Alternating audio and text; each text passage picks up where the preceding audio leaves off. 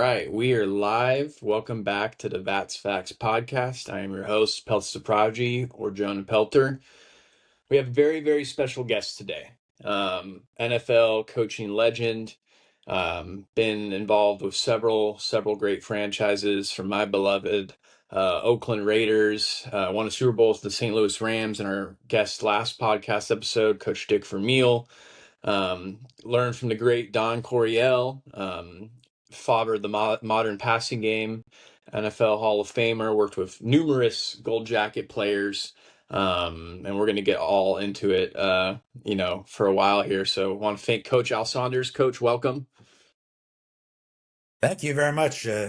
Looking forward to today and enjoyed being with you. Oh, absolutely. Well, pleasure's all mine.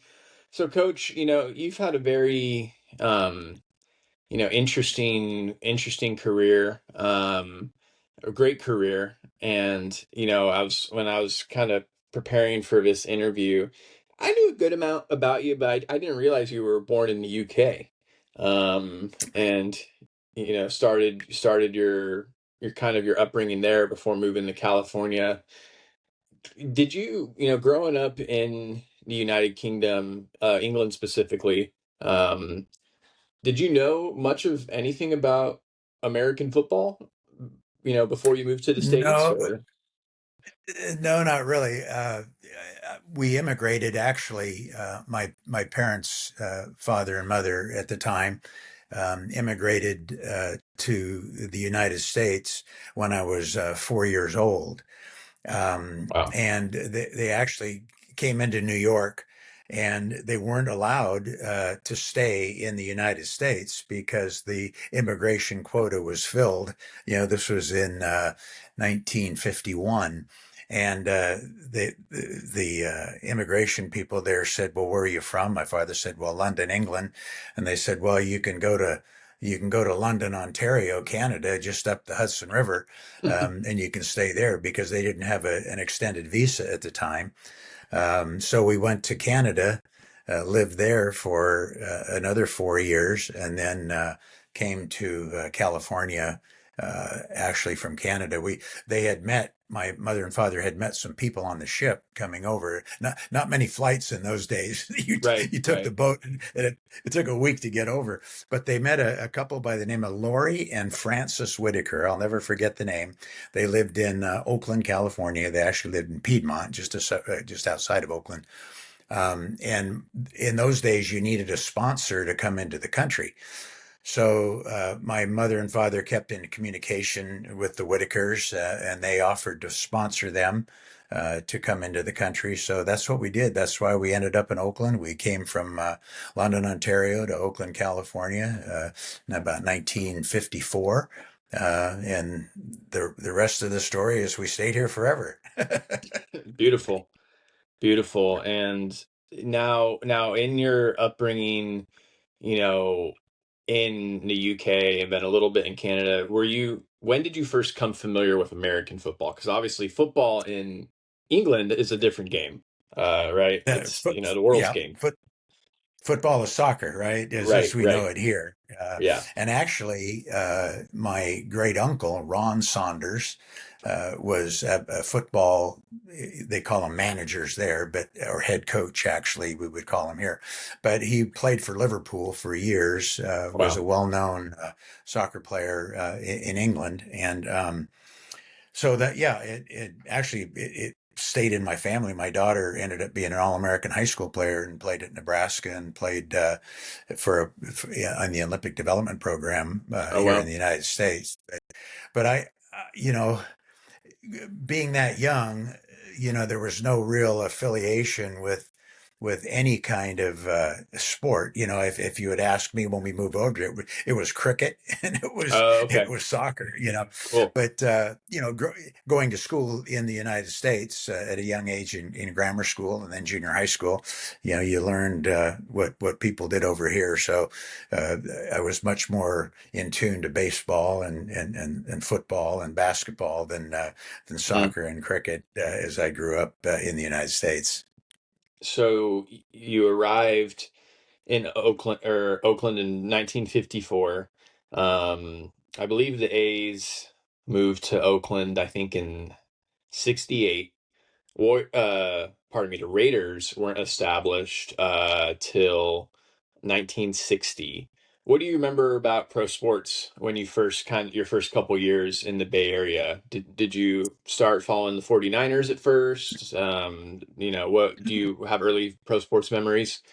Yeah, I sure do. I was the first s- pro sporting event I ever attended that I can recall. We lived in San Diego for a period of time. Mm. I think I was in about the fifth grade or fourth grade, and the San Diego Padres were in the old Pacific Pacific Coast Coast League. League. Yep. Yeah, and I went to a game there. I remember my dad taking me to a game there, and that was the first visual remembrance I have of going to any pro sports games. And then, of course, the San Francisco Giants. They moved from New York.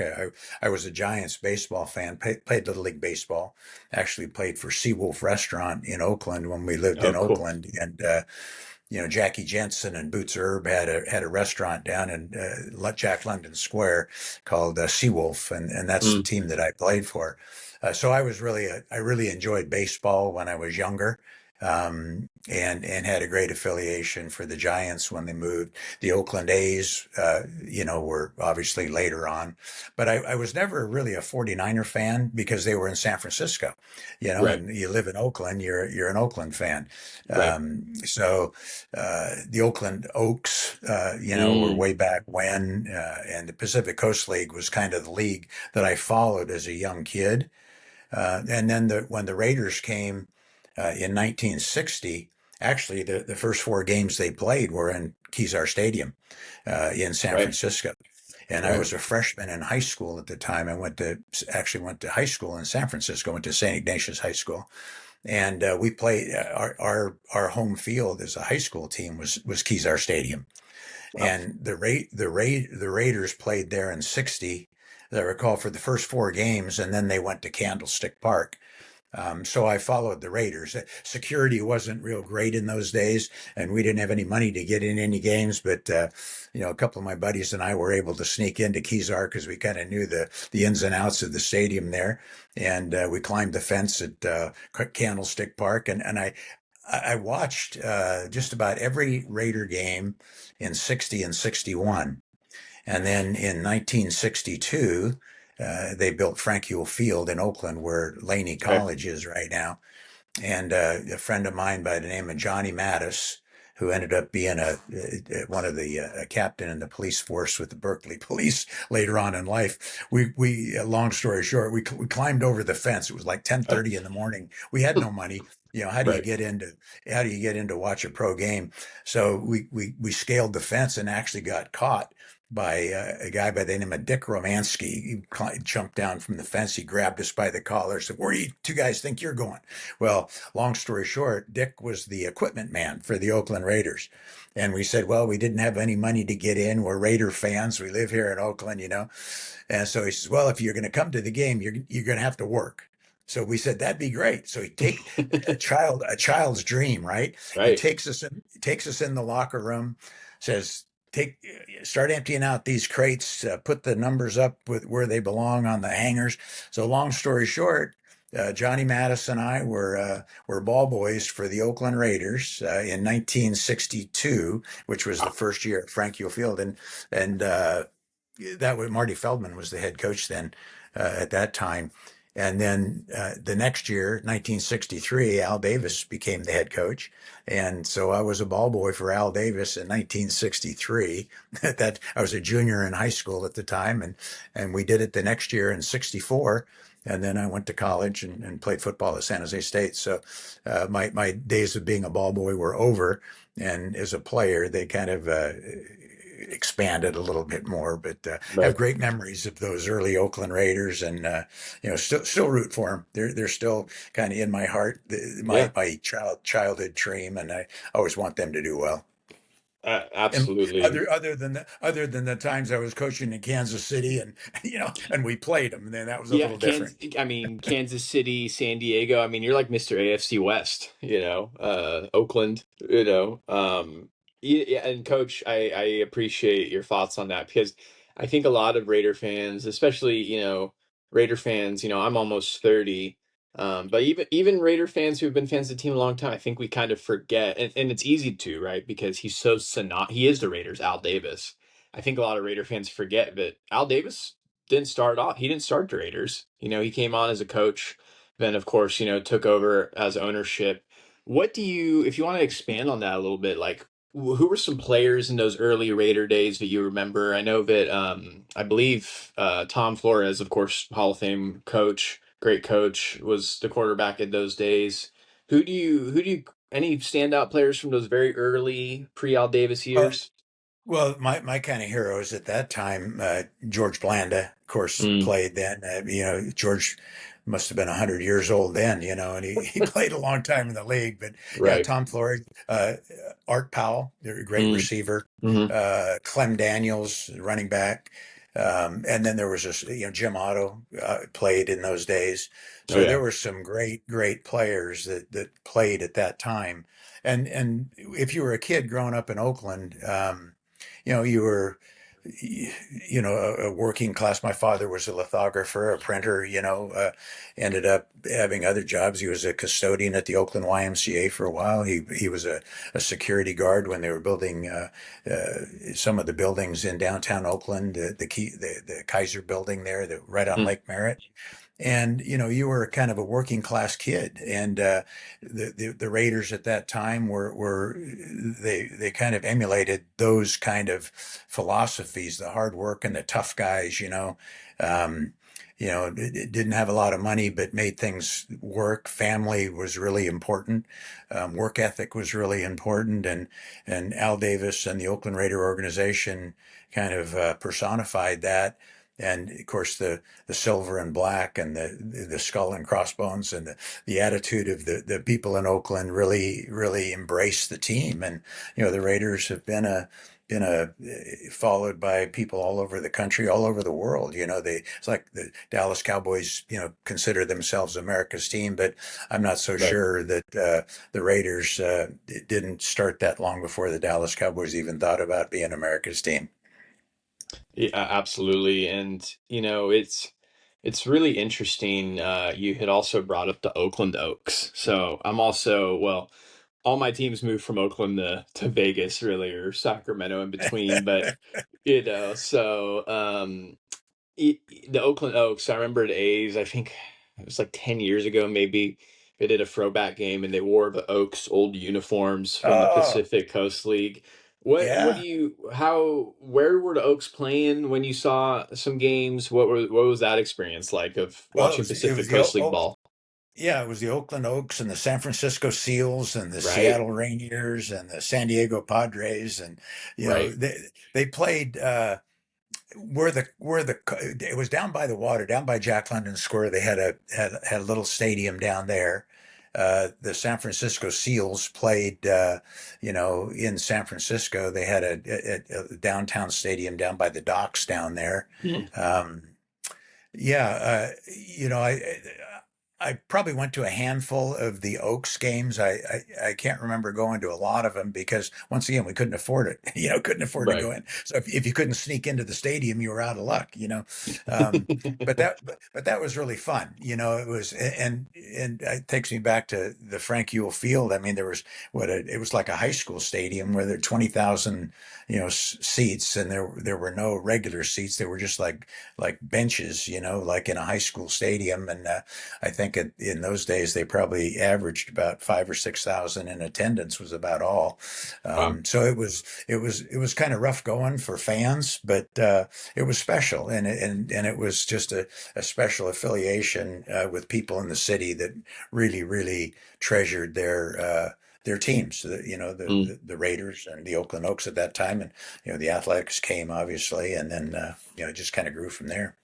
yeah. And yeah, of course, the Athletics come in '68, and then not too long after, I mean, one of the only franchises to win three straight World Series. I mean, it's Yeah. pretty remarkable how quickly they kind of hit the ground running in Oakland.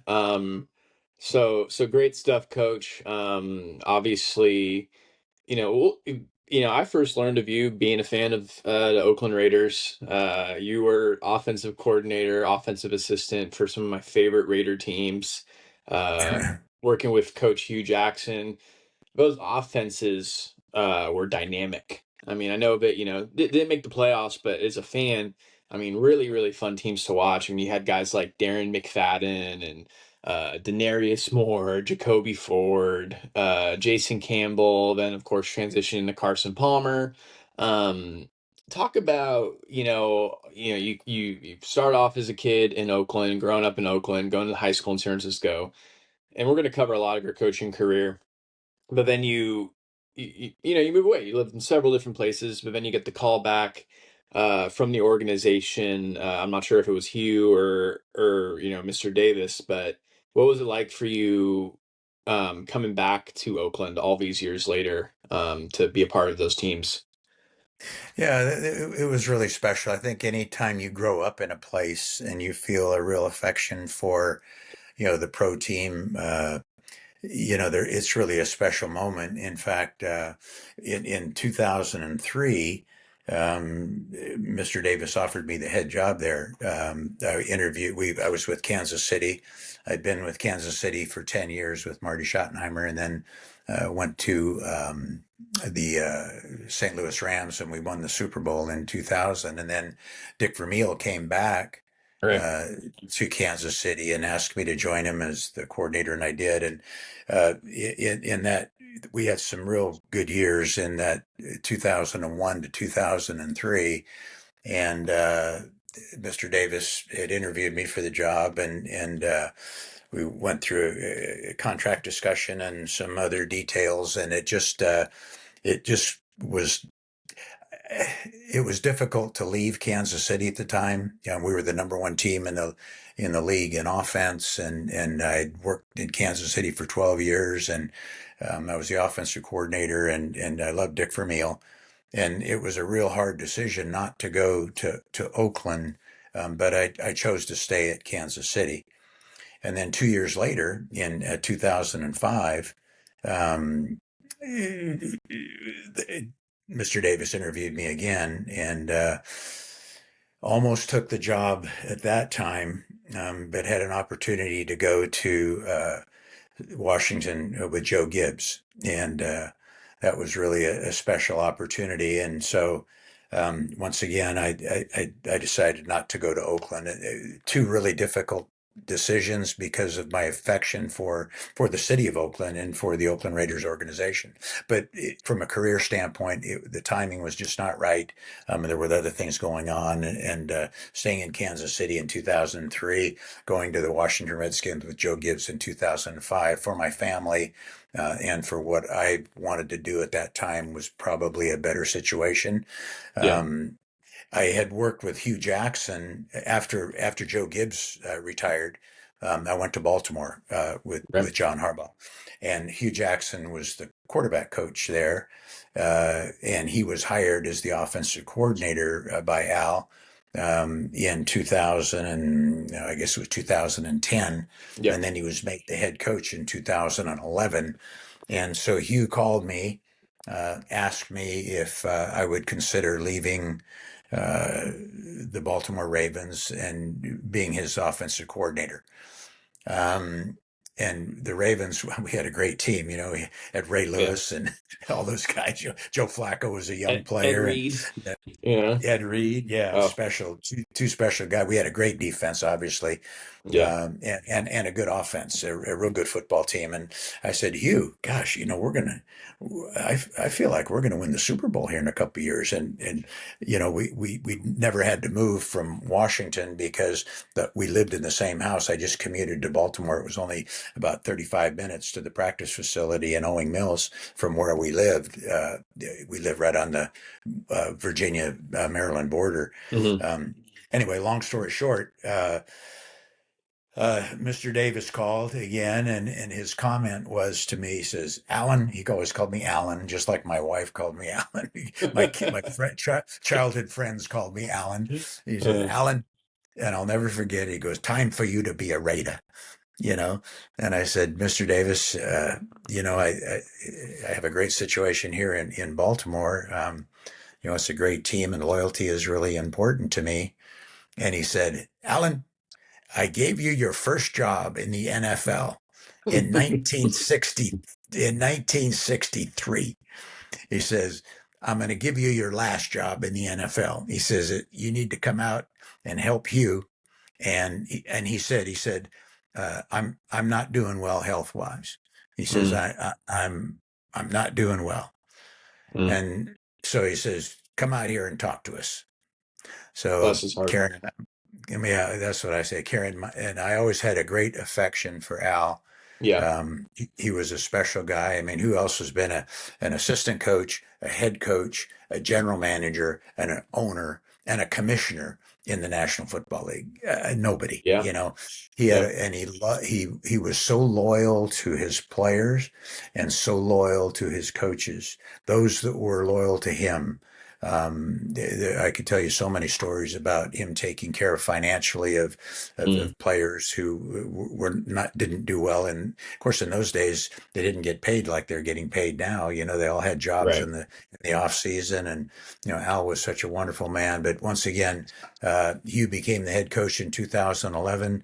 And I went to Oakland for three reasons. One, because of Hugh, I wanted to help him. And I really had a great relationship with him. And the second was because of Al Davis and the great deal of respect I had for him. And I thought that if he's not doing well, the one thing I really wanted to do in my career was have an opportunity to work for who I felt was one of the marquee and most knowledgeable and most loyal people in the National Football League, and that was Al Davis for my city. right. So I took the job with Hugh. Uh, First year we had one of the top offenses in the NFL, and Oh yeah, unfortunately, it didn't work out. For Hugh, the end of that year, Reggie McKenzie. Well, Al passed away halfway through the year, yeah. and Mark became the owner. And hired Reggie McKenzie, and I had coached Reggie actually at the University of Tennessee. Oh He wow, was an offensive lineman there, and I was really right. happy for him to get the job. But I think he felt like he needed to bring in his own head coach, Yeah, which I don't think anybody would have, begrudged him that opportunity. He was now the general manager of the team. Um, and I thought a lot of Reggie, and he came in a real difficult situation with Mr. Davis passing away and Mark being a new owner and not having had right. that experience. And he's done I think a phenomenal job to this point. Being the Raiders owner, but Yeah. they hired Mark. Excuse me, Dennis Allen, Yep. Yep. and I stayed on with Dennis for the next 4 years and enjoyed every minute of being with Oakland. Loved being there, loved living in Alameda, loved being able to see a lot of my old high school friends Mhm. and junior high friends and college friends. And we loved the Bay Area. And then when Dennis Allen left, then I left and came back to Cleveland. Mm. And so that was like, so I became a Raider fan, right? If I may get a little personal, that Sure. photo I sent you of Coach Vermeil, right? And same Yeah. thing we had talked about on the phone, swashbuckler pirate. It's just there's just something about it, and I know you get it, and but those years, those early, with Tom Cable, then Hugh, like that's when I really started to like. I saw Yeah. like old NFL films clips of like Yeah. Plunkett and LaMonica, all these guys. I was like, oh wow, and I told my dad, I was like, wow, like these guys were like really good, and he's like, yeah, like they were really good, and so I started like I just loved those teams, those teams that Hugh was, a part of because I mean the offense was so dynamic. I that 20 I believe it was 2011 he was the head, was it 2011 or 2010 he was the 2011. Yeah. 2011. That team was fun. I mean, a lot of Raider fans, I don't know if you're on social media, but a lot of Raider fans really love that team. Yeah. And they talk about Jason's playing great, right? The offense is flowing. Defense, you know, it always seemed kind of, you know, it was an offensive team, right? But we had Yeah. some fun on defense. You know, Jason gets hurt, right? He breaks his collarbone. And then this is after Al passes away. Hugh brings in Carson Palmer. I remember buying Carson Palmer's jersey when I was in high school because I was like, oh my gosh, you know, because I was a USC fan a little bit, and I always just thought Carson was a cool guy, and I'm like, oh my God, you know, this is like Jason was playing great, but here we get this great quarterback. That must have been a quite a busy time for you. Can you talk about the transition? I mean, you're number one, your owner dies in this during the season, and then your quarterback goes down, and then you're trading for a great quarterback, but it's mid-season. I remember that when he came into that game against Kansas Yeah. City at home. Um, you know, it's just hard. No matter who it is, it could be Peyton Manning, it could be Tom Brady. If you come in mid-season in NFL, it's going to be rough. What was that transition for you like as his coach to get him ready and prepped? Yeah, that was really difficult. You know, Jason Campbell, I coached for 50 years, 38 in the NFL. And I think of all, and had some really great quarterbacks. I mean, the Joe Montanas and the, Kurt Warners, and, Mm, just go down the list of, the players that we had over the years. Just yeah, fortunate to be get together with. But we had Jason when I was with Joe Gibbs in Washington with the then Redskins, now Commanders. okay, Um, Jason was really special, I thought. And yeah, when Al Davis had called me, I was still with Washington, and he asked about Jason Campbell. He was going to trade for him, and I said, Jason Campbell, in the right environment, the right situation, will be an outstanding quarterback. I think he had six offensive coordinators in 6 years. And yeah, it's hard for anybody to go from system to system to system and be as successful as you can possibly be. You take great quarterbacks over the years, generally are in a real stable franchise. They have stable coaching. But when Jason came to Oakland, he came in 2010. And that's one of the other reasons I was really attracted by Hugh to come to Oakland, was to work with Jason again, because I knew mm, he'd be our quarterback. And so yeah, we could instill the same offensive system, terminology wise, that we had in Washington. And Jason just took to that like a sponge. And through those first, and I can't remember, I think it was maybe 6 games, or maybe the seventh game that Jason got hurt in. But I believe we were either number one or number two in the league in offense at the time. yeah, Jason was the highest rated quarterback at the time. He was just having a phenomenal year. We had great skilled players on the outside. Hayward Bay was doing a great mm, job. We had Jacoby Ford, and our running back situation was outstanding. We had a really good offensive line, and Jason was playing phenomenal, and we were really on a roll. oh And yeah, then, like you said, he had the shoulder dislocation, tried to, scramble after play, and that was really disappointing. Um, but Hugh had a background with Carson Palmer at oh yeah, USC. Hugh oh had yeah, coached Carson at SC, and so he negotiated, and he was also with him in Cincinnati. So he was able to negotiate a trade uh, with Cincinnati, and we got Carson.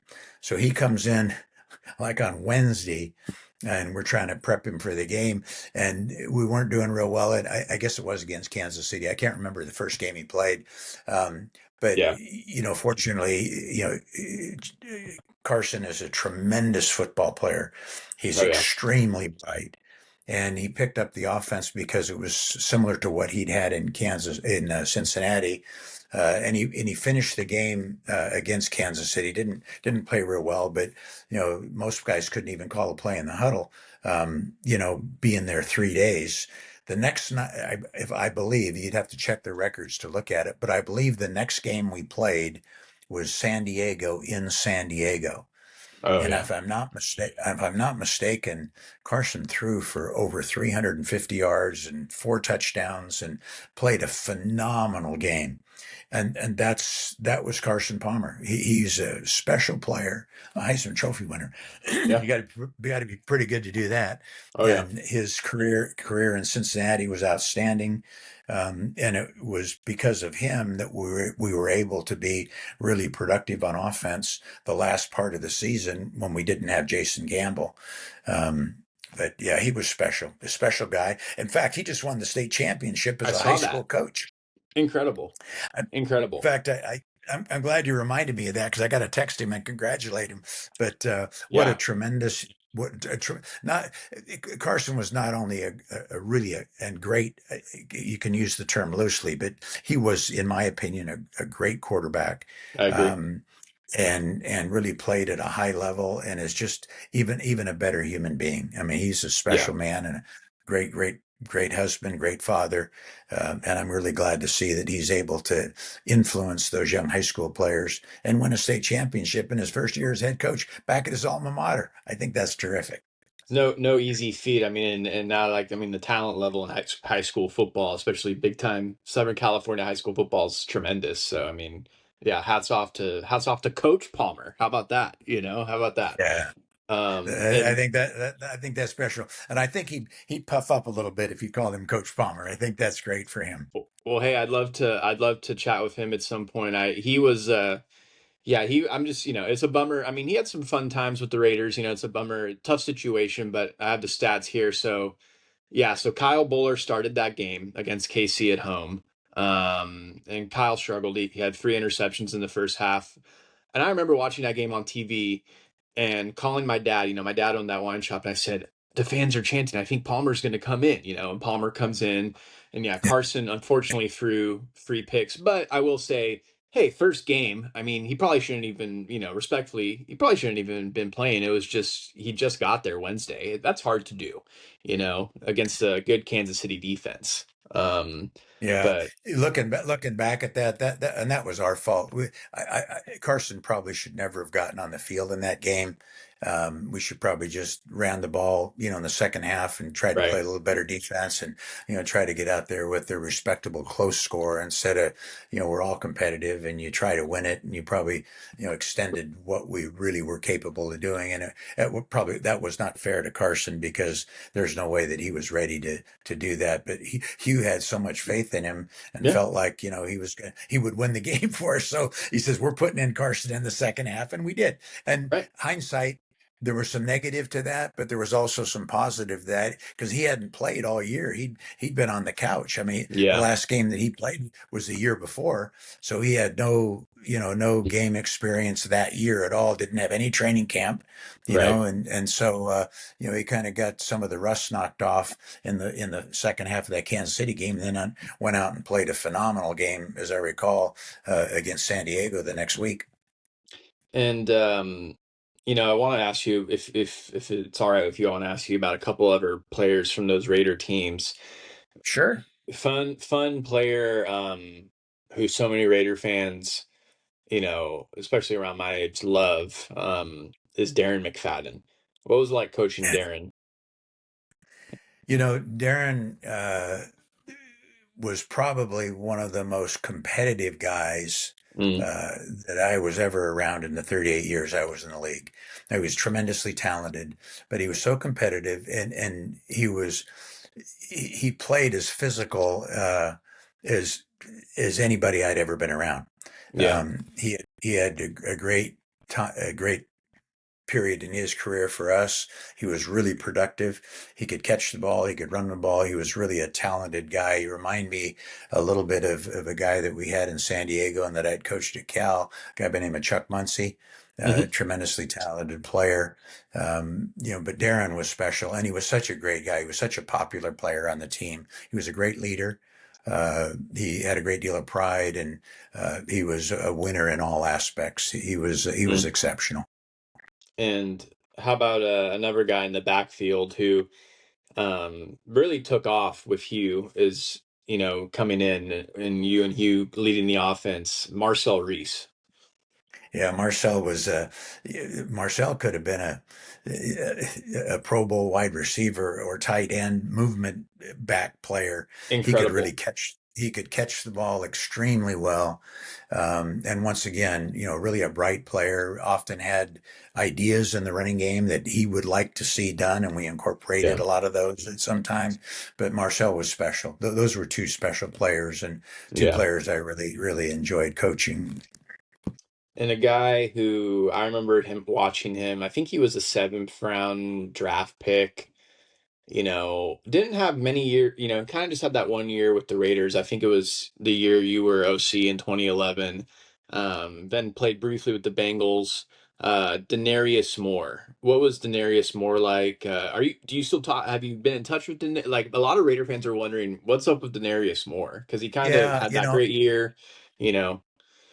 he did. He had great speed and great, we were a vertical passing game. Al Don Davis always Coryell. loved those fast receivers, huh? Al Davis, he always compared everybody to the fastest receivers in the league, and always the big question during draft time was, what did he run the 40 in? Do we have an official time for him? But Al, his belief was vertical speed. You can't, you say you can't teach speed. I went to San Jose State, and we had Tommy Smith and Lee Evans and John Mm. Carlos, and Oh yeah. and all those great sprinters down there. And Bud Winter was the track coach, and he would always tell you, you can teach speed. You can Oh yeah. teach guys to run faster, but there's some innate ability in that too. Oh yeah. And Al loved the fast players. He just felt like if you had great team speed, your chances of winning were accelerated, and that proved true over the years. He loved guys like Willie Galt. Mm. He loved the guys that could run fast, and Arius Moore was one of those guys. He always had the fastest DBs, the fastest wide receivers, the fastest running backs at the combine. Always had their name up on the draft board, probably a lot higher than a lot of other scouts would have had him. But Al just felt, his philosophy of speed and toughness were apparent in everything he ever did. Not always right in some of the choices, Yeah. but the inherent ability, enough of them that had the great speed of his early receivers. And Denarius was in that class. He could run by people. He was a young, developing player. He learned how to run, be a better route runner as he grew older. But he could catch the ball, and he could get by people, and he could run. He was the kind of receiver that Al really, really liked. Yeah. And do you still keep in touch with a lot of those Raider players? Um, Not a lot of them. I went to Hayward Bay's wedding in San Francisco a few years back. Mm. You coach so many players over a period of Right. time that you 50 years of coaching, multiply those 50 years by 60 to 100 players in training camp and in a team. But I Right. do stay in contact with a lot of players. Um, you know, I can't remember too many of the Raider players from way back, 15, 20 years ago that I still have close contact with. But, Right. our paths kind of intertwine, through Right. the years, and get notes from some of them, and get texts every once in a while. I get emails, and Oh, always stay in beautiful. touch with them that way. Yeah. That's the Beautiful. that's the greatest thing about coaching is the relationships that you develop. Now, well, Jason, we talked about Jason Campbell. Of all the players that were with the Raiders during that time, I still stay in contact Mm. with Jason and his family. He does the play-by-play broadcast for Auburn University now, where he went to Wow. school. But Wow. he's a special guy, special friend. He's married. He has his Mm. own little family now, and but yeah, he's a wonderful human being. Well, he is certainly loved by Raider Nation. I'll tell you that. I know his time with the Raiders was short, but he is, a lot of Raider fans, Coach. I tell you, love Jason Campbell, and of course, and as the Raiders have a lot. what could have been, if he just, we stayed Yeah. healthy, maybe if Al unfortunately hadn't passed away, and that's no disrespect to Carson, we love Carson too. But I'd love to have him on someday if you ever think he'd be interested. We'd love to chat with Oh, Jason. Um, I'm sure he would be, and he gives willingly of his time in a lot of yeah, different ways. But Jason is he's a just a wonderful human being, a tremendous football player, has a lot of great stories to tell. yeah, And he was extremely popular just because of his personality, and he probably one of the most unselfish players that I had ever had the privilege of being around. He was all about team. right. And I've always said that if he ever had one offense, one coordinator, one head coach during his career, I think we'd be seeing. I really sincerely believe this. I think he would have been a candidate eventually if he could have stayed in the league a long time, a candidate for Canton Hall of Fame. But he Yeah. just never had that opportunity to be with one system, with one staff, and he never had the benefit of that. If had he had that benefit, he would have been really, really special. Couple more Raider questions that, you Sure. we, so, uh, your last year with the Raiders, guy by the name of Derek Carr is the second round draft pick. He ends up going on to be the leading passer in Raider history. Had a great run with the Raiders. In my feelings, I thought I thought he was kind of treated poorly there at the end and should have had a little more say so. You know, and now he's retired. I think he might come back at some point. He's still really young, but that last year, what do you remember about Derek Carr? I know Matt Schaub was kind of listed as the starter in training camp. Funny enough, we talk about sneak in. Me and my buddy, you guys trained in Napa, and I grew up in Calistoga. So me and my buddy were on top of the junior high, and we saw Derek Carr, and then the gates were open after practice. I said, "Hey, Derek, can you sign?" And he waves us past the highway patrol and chats with us for 20 minutes. Great guy. I would love to. What did you see from Derek early Yeah. in that last season with the Raiders? That would be another real special Raider and a special guy. He was special in our heart. He was from Bakersfield, Right. and my wife was born and raised in Bakersfield. They went Mm. to the same high school, so she Oh loved wow. Derek Carr instantly. There was an Oh, instant awesome. connection there. But Awesome. I was very, very high on Derek as a college player. I thought he would be an outstanding pro and gave him very high marks during the evaluation process during that draft. And we were really excited when we were able to get Derek. Um, the, and he's a special guy. Had a great career there with the Raiders. I remember the this is what kind of, and you described Derek. He would go out of his way to to be friends with everybody. He was Yeah. not a he was a non-ego guy. He was all business. He had tremendous talent, in my opinion. It was really a great guy to coach because he was like a sponge. He wanted to absorb everything. And I'll tell you the kind of guy he was. 2 years ago, 2 years ago, might have been three. A couple of years ago, I went to a game in Las Vegas with the Hmm. Raiders.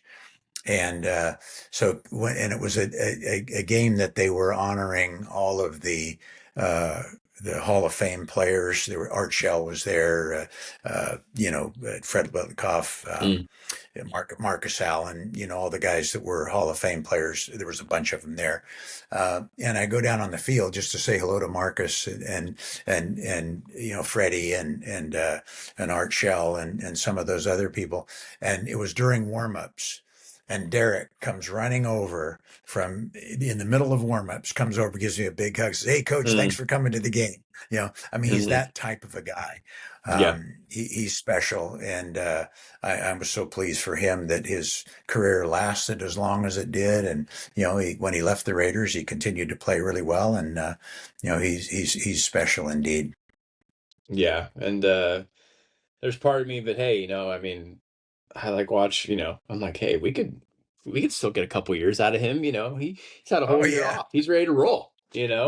Um, Well, you like guys like that he loves football. I mean, he oh yeah, just and going back to a John Gruden, he was, do you love football? That was always his big question to players, and right. and Derek was that kind of a guy, and of course following in his brother's footsteps. I think he learned a lot from his brother's experience, and Oh yeah, so it really helped him in that regard. But yeah, the Jason Campbells, the Derek Carrs make what is so wonderful about having had an opportunity to be in coaching for such a long time is those relationships. And you love to see those guys do well, hmm wherever they are, wherever they go, wherever their career takes them, because it's a transient profession as a player and as a coach. You go a lot of different places, you meet sure. a lot of different people, you affect a lot of people's lives, and they in turn affect your lives in a great deal.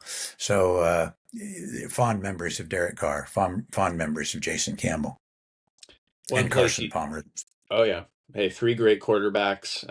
All great Raiders. In my opinion. Maybe didn't necessarily go the way they wanted to, but I certainly enjoyed watching them play. One place you spent a lot of time, coach, was Kansas City. Two different stints. You had brought up one of the greatest running backs ever, Marcus Allen. You coached him when he came to the Chiefs in your first stint. Um, and in 1993, you guys had Marcus and Joe Montana and made it to the AFC Championship game. Now, a lot of the players we've mentioned, they were younger players, when you had them. I don't want to say they were more coachable because I don't know. But, I would, from the outside looking in, when you have younger players and rookies, as a coach, I would imagine, hey, okay, I can mold these guys a little more. What was that season like with Montana and Marcus in Kansas City having that run? And also, as a coach, how do you coach guys who are going to be in the Hall of Fame? Like, that, hey, Yeah. wow, okay, this is the greatest quarterback, greatest running back ever. Well, that's a great question. And my initial, I'm going to go back a little bit before that, Kansas City. Yeah, of My initial coaching job, my first job in the NFL was with Don Coryell, course. with the San Diego Chargers.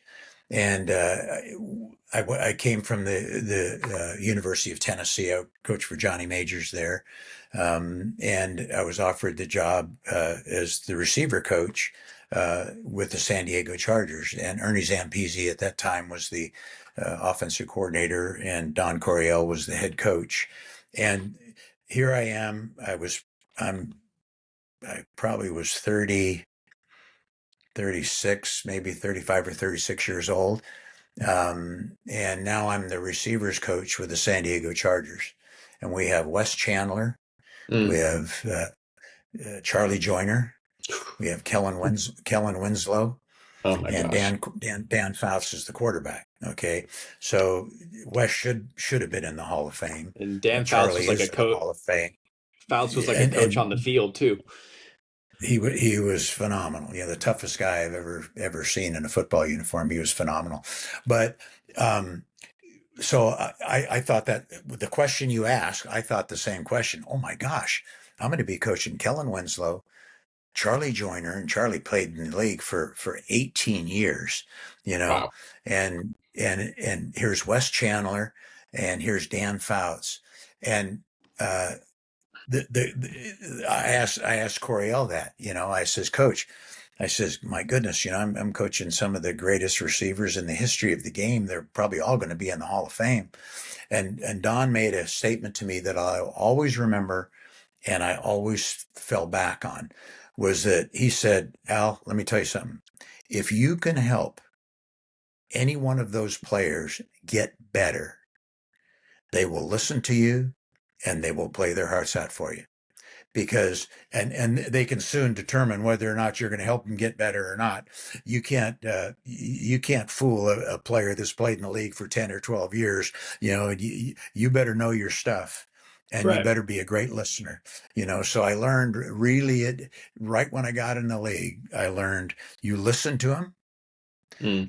you help them get better in their skills, in whatever you can do to help them, because you help them get better in their skills, in their preparation, then you help their career last longer, and they're going to make more money. And Mm, so I always felt like, as a coach, it was my obligation to do everything I could, even if it was just a little thing, in practice, in preparation, in presentation, in meetings, to help them perform at a higher level. They will always be most respectful. And a lot of people think, you're gonna talk to an older player, a veteran player that's been a 4 or 5 or 6 time Pro Bowl player, and they're not going to listen to you. On the contrary, they were mm, the they were the easiest and the best players to coach, because they knew what would help them get better in preparation for a game, in preparation for a season, in preparation to lengthen their career. And so I loved working with the older players, that had been in the, because I learned from them. I would always ask Charlie, Charlie, let me ask you about this, or Dan, let me ask you about that, or Kellen, what do you think about this? And so I learned from them how to help them become better football players. And then when you had the younger players, the rookies, all of a sudden you had a wealth of knowledge that you could draw on to help them, acclimate themselves to the league. There are Heisman Trophy winners that can't play in the National Football League. right. There are receivers that led the nation in receiving as collegians, and they don't have a great pro career. Why is that? Well, sometimes it's ability, sometimes it's preparation, sometimes it's, you've got to be a coach that brings them along and allows them to get better in their careers at whatever stage they're in. So in Kansas City, we had Willie Roaf, we had Tony Gonzalez, who was a Mm, rookie with us that developed into a Hall of Famer. mm, We had the Joe Montanas and the Marcus Allens. And in answering your question, they were the easiest guys in the world to coach, because they wanted to be better. They mm, wanted to extend their career. So whatever you could do to help them, they listened. They listened intently, and I'm sure they listened to some things, and some things went right out the other ear. But the things that stuck in there, in between those ears, that helped you get better, it made you feel value as a coach. And they were great people. That's the other thing.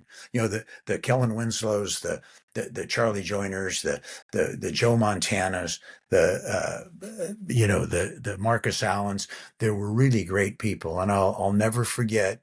My father passed away while I was coaching with Kansas City, and we played the San Diego Chargers, in fact, and mm. my parents were living in Hemet in Southern California at the time. Oh, sure. So I flew out there on Thursday. The game was on, or flew out there Friday after our Friday practice to attend to my dad's service. Came back that Sunday morning to Jack Murphy Stadium, which it was at that time in San Diego, and Mm, we played, and we beat San Diego, beat the Chargers that mm. afternoon. And Marcus had a really good game. And after the game, he gave me the game ball, Oh, man. and said, there are things that are more important in life than games. We're fortunate that we won this game, but he gave it to me, and I still have it here in my house. And Mm, that meant so much to me, that here yeah. is one of the greatest players of all time, one of the greatest running backs in the history of the game, and takes a moment to reflect on how important it is to this young coach who came back to the game on Sunday to coach in the game, having left his father's funeral the day before, and his mother. And it's those kind of situations, those kind of relationships, those kind of meaningful, interventions that make it so special, and that makes such special memories to have coached a player Yeah. like Marcus. And first off, may your father's memory be a blessing. I'm sorry for your loss. And what a show of your character and your integrity to be going through that, and to say, hey, you know what?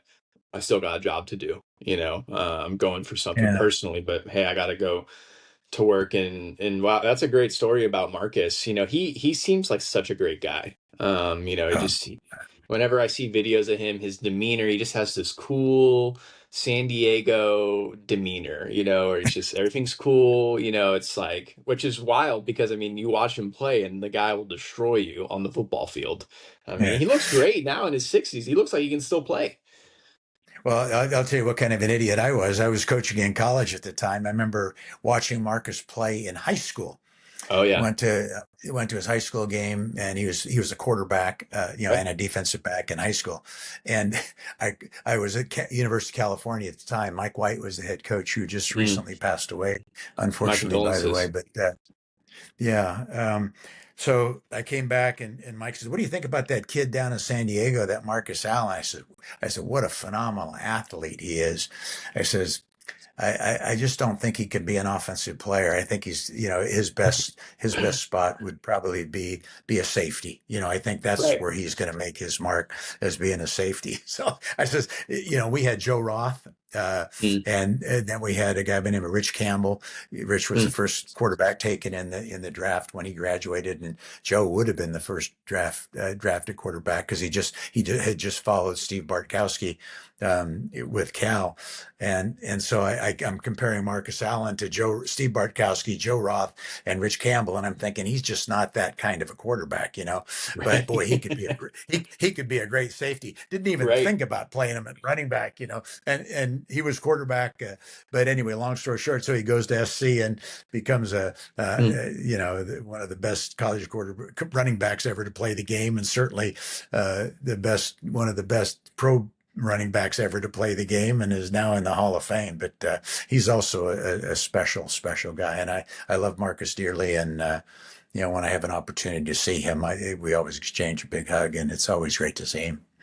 yeah, absolutely. He's probably, I didn't, watch him play, but he's probably my favorite Raider I didn't get to watch play. Just like Yeah. watching his film. I mean, just a beautiful runner. Oh, Not particularly fast, but just like it just works. Like it's just like he's yeah. almost like a ballerina. Like it's Yeah. crazy. That's a great description. He wasn't a Bo Jackson, No, physical, pounding, crushing runner. But Marcus was so fluid. He was such a yeah, he Marcus as a running back. He, I mean, guys that have been around and coached before, he was like Lynn Swann as a wide receiver. I coached mm, Lynn at USC, mm, but Marcus was that way, very graceful.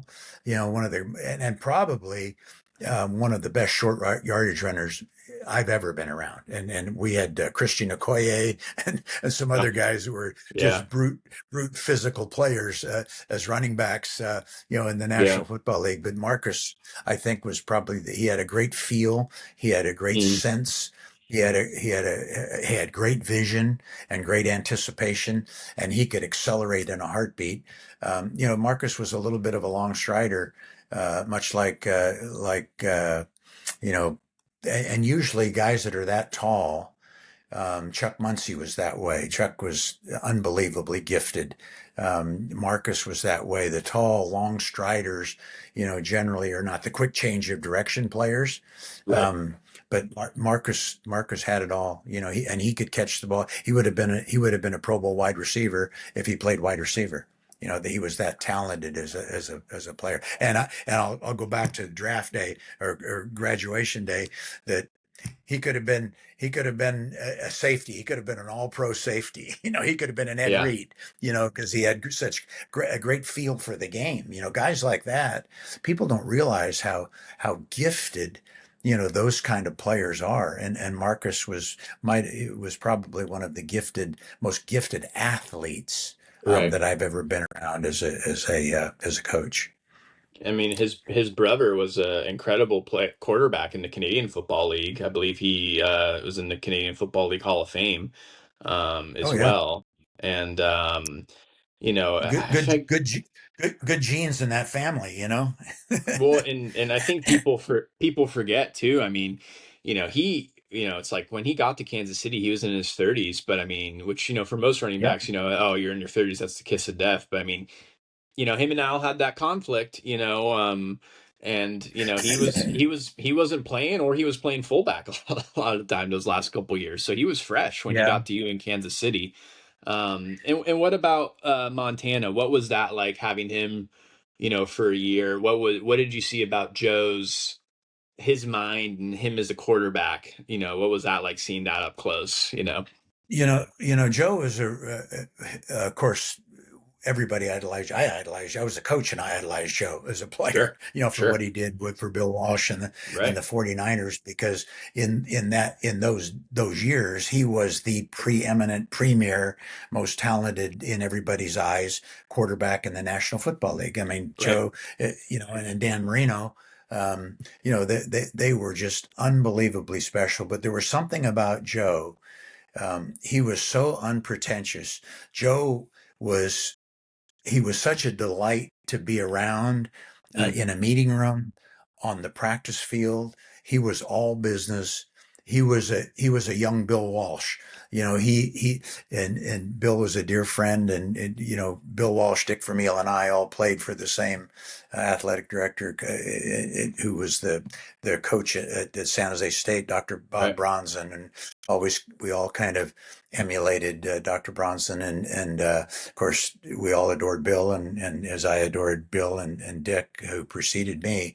But Joe was what Bill would, if Bill could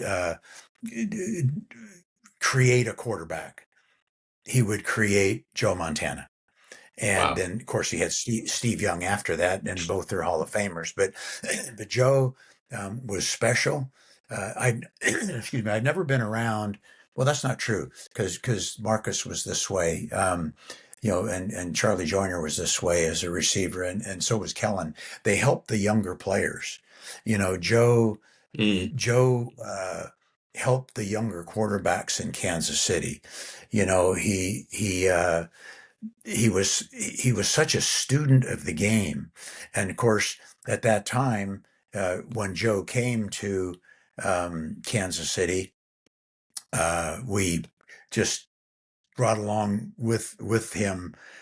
Paul Hackett was the offensive coordinator at the time, mm, and Paul had coached with Bill. So we had the same nomenclature, the same verbiage, the same terminology, the exact same system that Joe enjoyed in San Francisco and was so successful in. And then Steve Bono came after him, and Steve came mm, from the 49ers also. But Joe right. was special to be around. I remember when we were talking to him about coming from San Francisco to Kansas City, we had an AstroTurf field at the time. Mm, And yeah, I remember. Yeah. uh, yeah, and I remember Marty Schottenheimer was the head coach, and they were looking down at the field, and Joe, of course, in his own mind, first of all, we didn't have an indoor facility. So, and Mm, Joe had played in Kansas, I mean, in San Francisco, was used to the warm weather.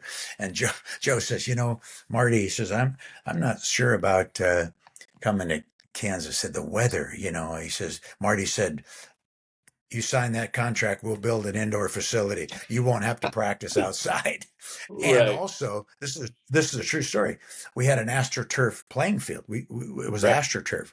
And Joe said, I'm 30 some years old, and I'm not sure about playing on that AstroTurf field. Marty says, you sign that contract, that AstroTurf we'll get a bulldozer down and tear that AstroTurf up tomorrow, and we'll have a grass field. So I the love it. great thing about when Joe came, we now built an indoor facility, so we had practice indoors in the cold weather, and we also had a grass field instead of AstroTurf. So Joe's influence in Oh Kansas yeah. City was phenomenal. But what a great guy to be around, and you would Yeah. never know that Joe was the great quarterback that he was, because he was just a regular guy. Right. He treated the rookies like they were veterans. He treated the veterans like he could be helpful to them, and everybody wanted.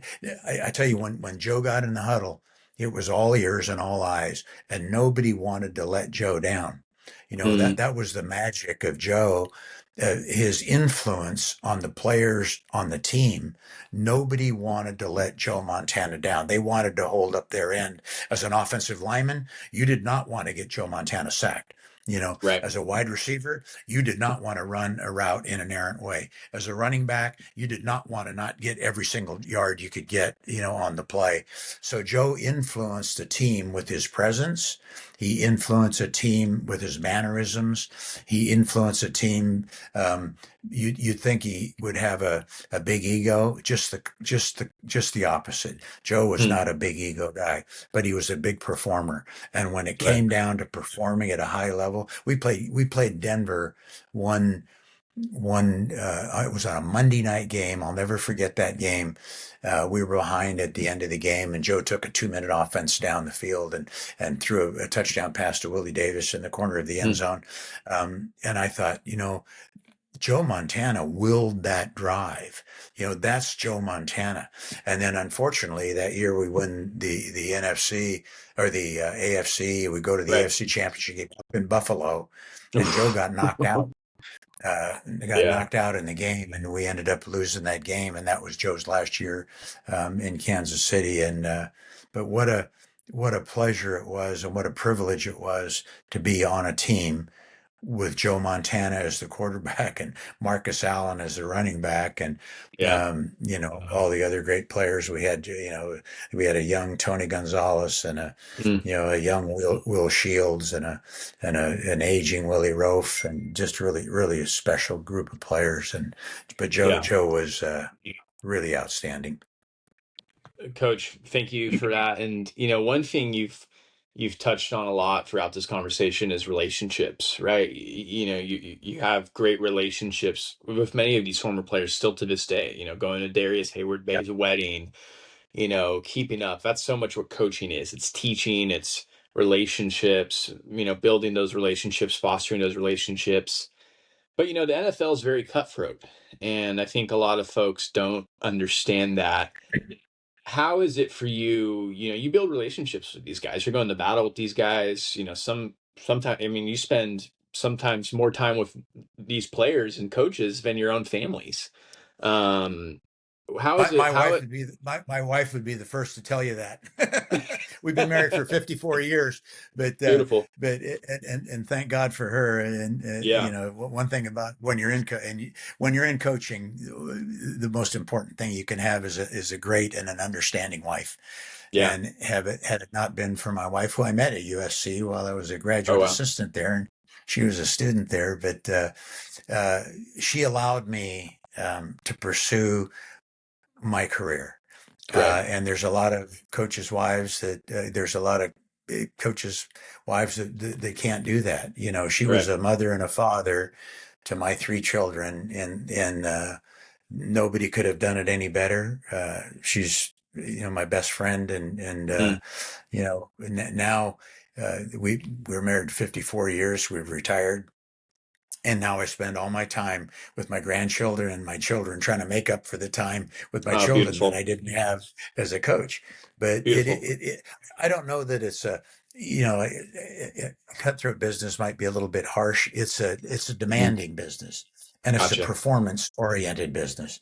Gotcha. And if you don't win, they're going to get somebody else who they think can win. Yeah. Sometimes you're not playing with a full deck because you don't have the quality players that maybe another team has. But as I've said all along in my life, if you have the best players, you've got the best chance to win. Doesn't guarantee you're going to win. But if you have the Yeah. best players, you got the best chance to win.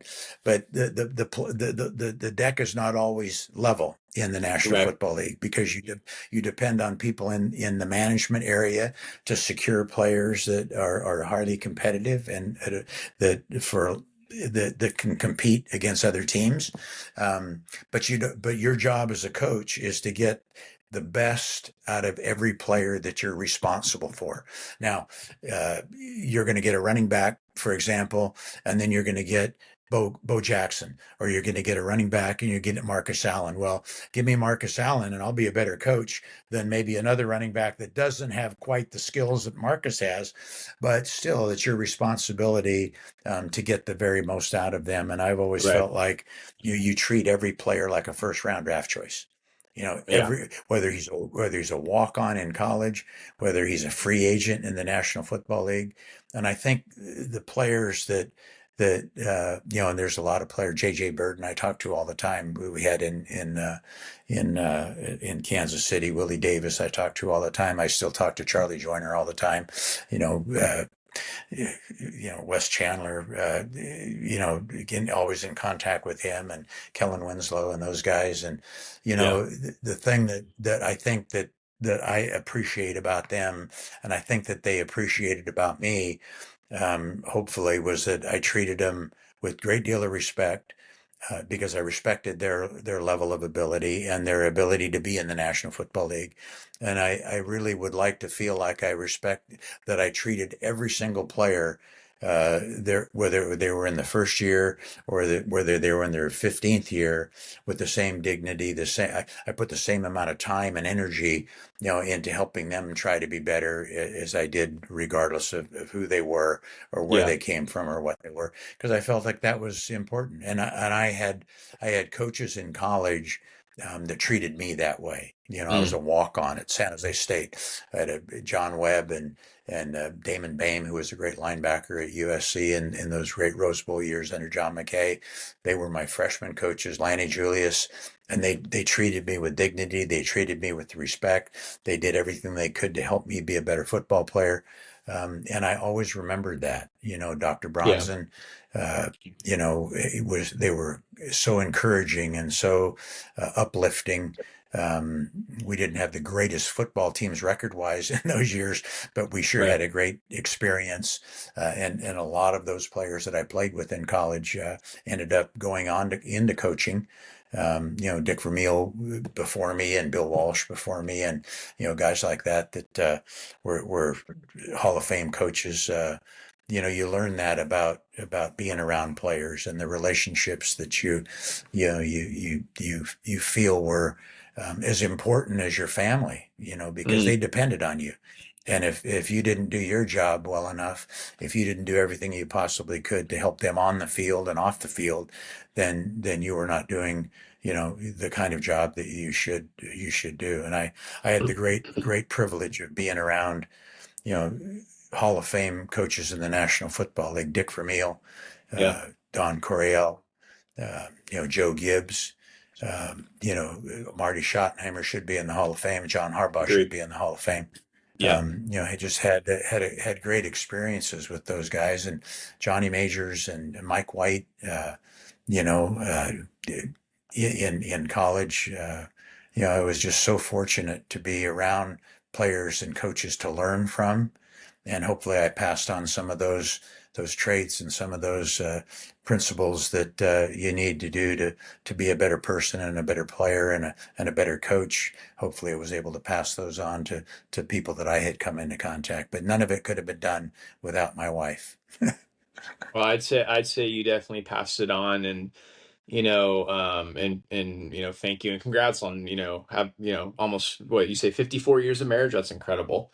So Yeah. congratulations on So I, that. I I think she's been trying to get out of it for about 25 of those, but I won't let her. Hey, I you don't know know. what I don't know what I'd do without her. Right. No, amen. My wife and I are been married a little over a year, and I agree 100%.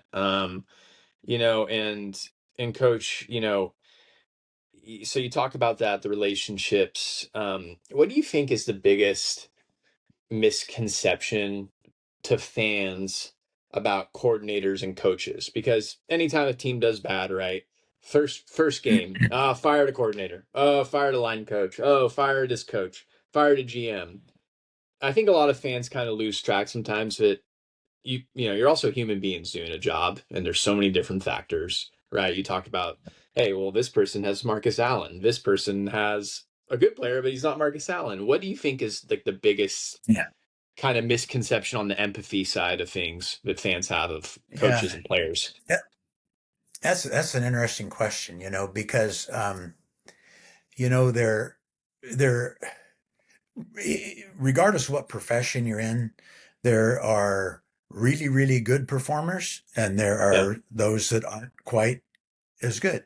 There are good right. doctors and they're bad doctors. There Yeah, there are good yeah, real estate agents and bad real estate agents. There are good mechanics and bad mechanics. There are right. good coaches and there's some coaches that aren't so good. Um, so there's a level of everything, and there's a level of ability and a level of expertise. Some guys are smarter than others.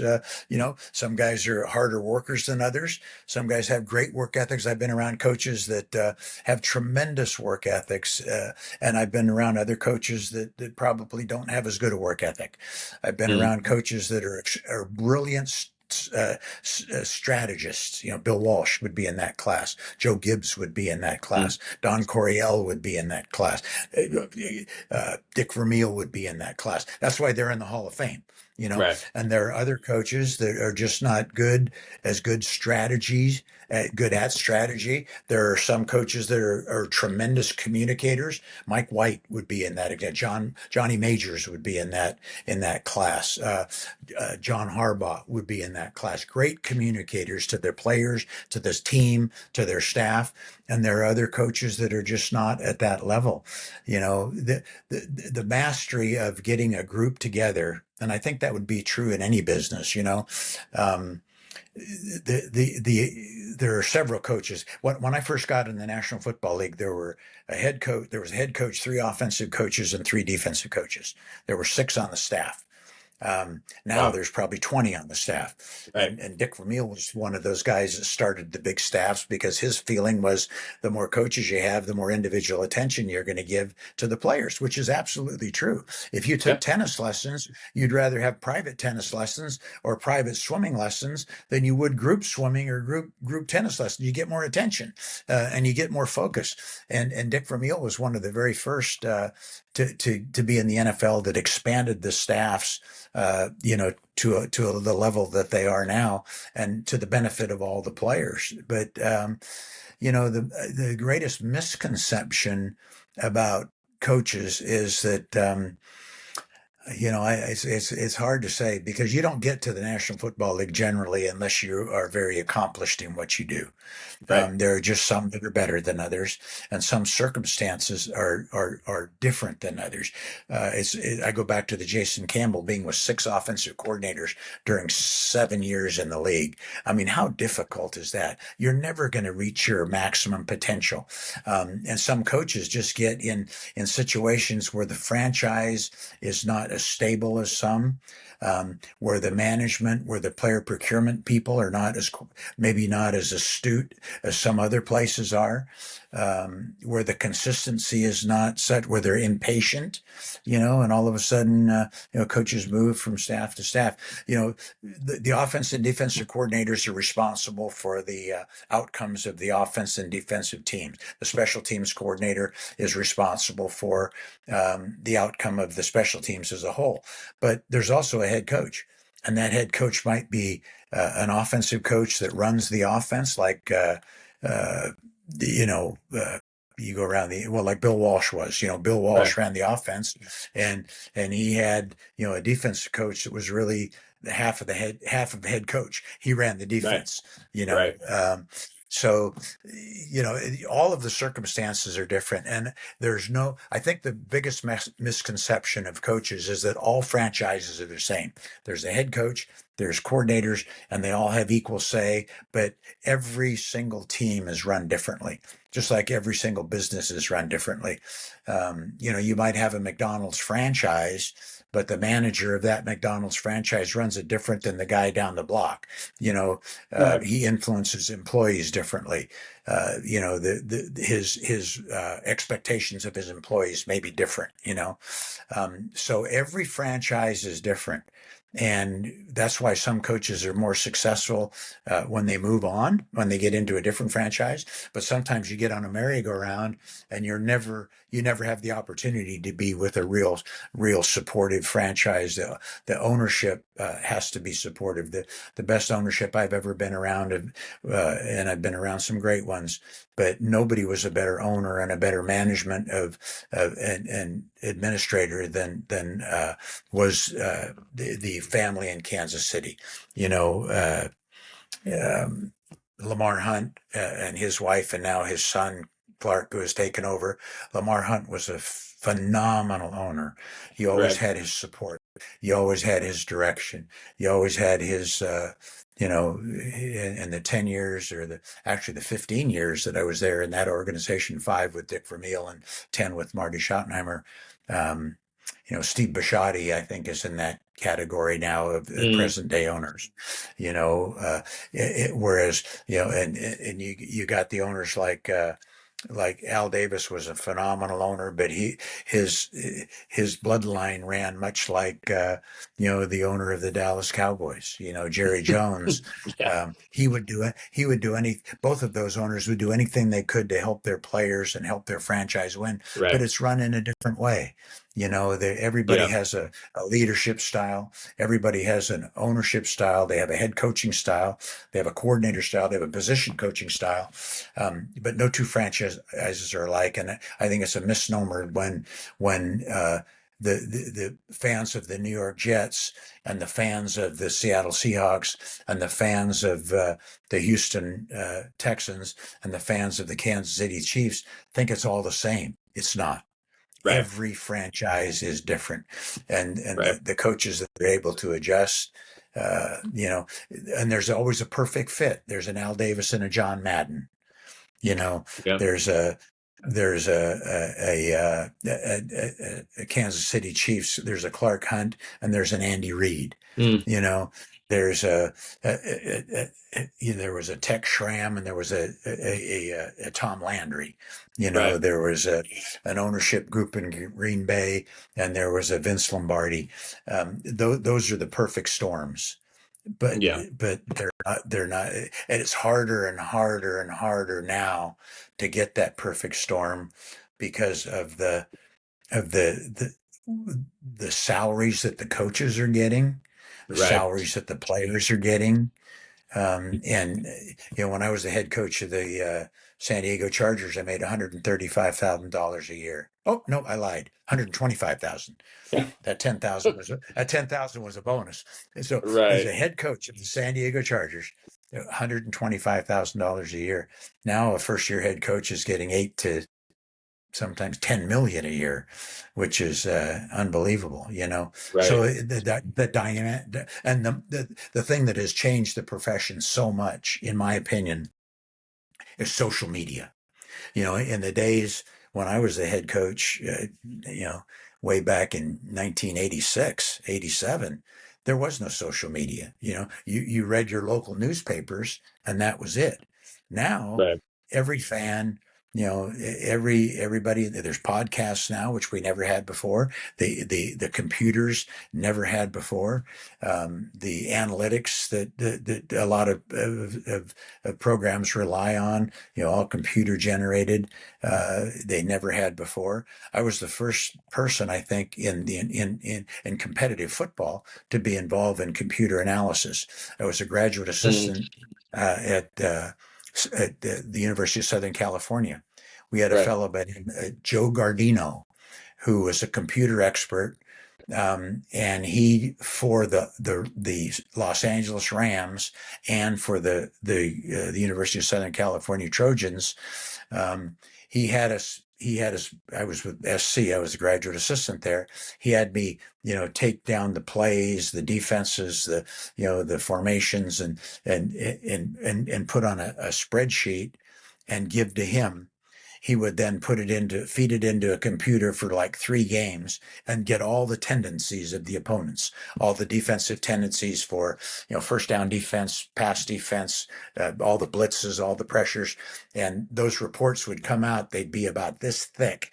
And they would come out and he would give them to the defense coordinator, Phil Kruger, the offensive coordinator, Dave Levy, and the head coach, John McKay. And they would look through all of the stats. And I remember him saying, Al, and this was 1986, he says, you better understand computers and you better understand analytics, because they're going to take over competitive sports. And he was so Wow. right. Yeah. This was in 1986, and he had the name of his company was Apex Data Processing. and he had a Mm. matchbook. And on the cover of that matchbook, it was red and gold because it was the USC Trojans, right? He had Right, a, right. a red matchbook with a dinosaur, like a Tyrannosaurus Rex or a Brontosaurus or one of those guys. And his motto was adapt or die. He says if True. the coaches in the National Football League and the coaches in the NCAA don't adapt computer analytics, they're going to die. You know, and that's one of the biggest changes, I think, and what makes it so difficult for coaches nowadays is everybody has a voice. When I was the head coach, I'd come home from the game.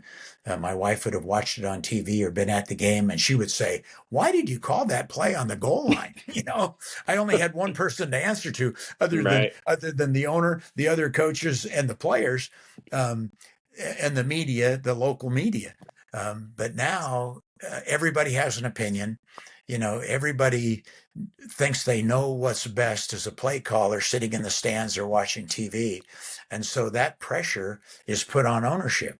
And the ownership reads the papers, they read the social media, and they're affected a lot of times by the fan base, who really mean well, and they're so emotionally involved, but they really don't know the actual what it takes to develop a game plan or develop the players that are in question. So that's probably one of the biggest misnomers of the game Yeah. today, is how the impact of social media and what it has on the coaches, you know, that are in the game today, and the money that they're getting paid in college now. It's crazy. I mean, what Yeah. coaches are getting paid in college is unbelievable. My first college coaching job, I got paid $2,500 a year. Utah State That's University. I thought astounding. I my wife was making more as an elementary school teacher. Well, I was just listening to the radio the other day, and the quarterback at Oregon, right? Or no, I was listening to Hondo Carpenter, his beat writer for in Vegas for the Raiders. I was listening to his podcast, and he was saying that the quarterback in Oregon is there. He's hearing things from folks in Oregon, but he's going to stay at Oregon and not go to the NFL draft because of the NIL money at Oregon. And I'm like, wow, Yeah. that is, which I mean, hey, good for him. I mean, if that's what you want to do, and I respect it. But it's just the way things have changed. Couple more Oh yeah. questions, but Well, following up on that, it's like Manning at Texas, right? I mean, the beginning of this year, he was going to be the number one quarterback picked by the NFL teams. He was a Heisman Trophy, a shoe lock in for the Heisman Trophy, and Texas right, should win the national championship. Well, his father just said yesterday that no, he's coming back to Texas playing next year, and his NIL money, he's going to give some of that money to the program, because he was due to make $5 million next year. Now, unbelievable. 5 million? Are you kidding me? I mean, he probably wouldn't make that much in the NFL if he got drafted in the NFL. So he's going to wait Yeah, another year. But yeah, the NIL has changed college football dramatically, and I'm not so sure it's for the best. I think that yeah, the players should have rights for their licensing and their right. promotion, things like that. But there's got to be some way to circumvent what it's done to football, and these transfer portals where the kids go in the Yeah, transfer portals. I mean, it's unbelievable. It's the whole dynamics of college football has changed dramatically, and it affects the National Football League also. Coach. One thing, couple questions before we wrap up. Thank you so much for your time. I was watching a podcast. There's a couple old Kansas City Chiefs players, and they were talking about how you would run the track a lot, and you're a runner, or at least you used to be for a long time. I'm not sure if you're still running now. You swam growing up. You won the Road Runners Club of America's five Masters 5K in 1996. How has exercise in cardiovascular fitness, how did that help you kind of manage, obviously, your family life, but then with your coaching life and all the responsibilities you had, how did that do you think helped you in that regard? Being a good manager.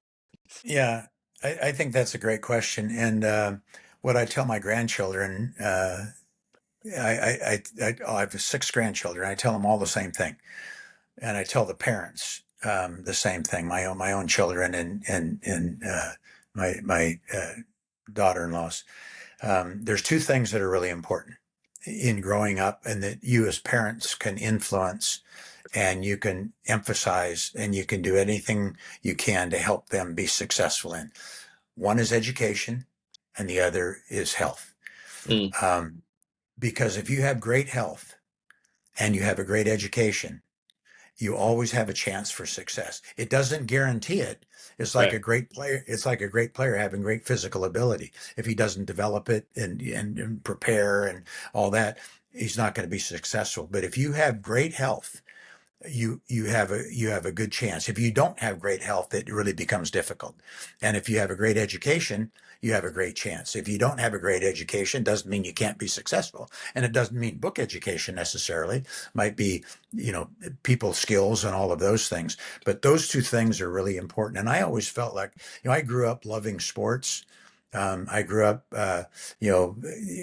we lived downtown Oakland. We lived in the inner city. When I was growing up, I was a member of the Oakland YMCA, went there every day, swam for a national championship team there. But that's what I did. I loved sports. I, I always wanted to be involved in sports. I go to our junior high school, McChesney Junior High School in Oakland, always go there before school started. We'd be there at 7:30 in the morning, and there was a gym teacher by the name of Mr. Anderson. And in football season, we could check out a football. In basketball season, we check out a basketball. Baseball season, we check out a ball and bat. And every day we'd be playing sports. And so it was always just a part of my upbringing. My father was a professional boxer at a young age when we immigrated from England to Canada. He was always interested in physical education and physical fitness. Right.